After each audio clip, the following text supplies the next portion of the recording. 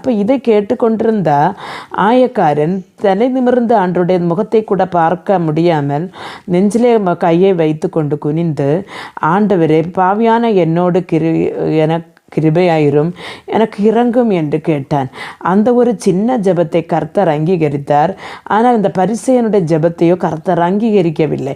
அப்போ தன்னைத்தானே நீதிமான்களாக்க வேண்டும் என்று காண்பிக்கிறவர்களை தேவனுக்கு பிரியமில்லை என்று சொல்லுவதற்காக தான் இந்த உவமையை கர்த்தர் சொல்லிக் கொடுத்திருக்கிறார். அருமையான தேவனுடைய பிள்ளைகளை, நாம் எப்பொழுதும் நமக்கு இருக்கிற சில நல்ல காரியங்களை வைத்து அடுத்தவர்களை நீ இப்படி தானே என்று சொல்லி குறை கூறுவது ஒருபோதும் தேவனுக்கு அது பிரியமுள்ள காரியம் இல்லை.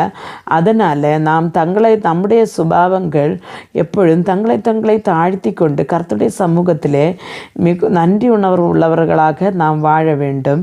அதே போல தான் நாம் எப்பொழுதும் நம்முடைய பெருமை அல்ல, கர்த்தர் நமக்கு தந்ததை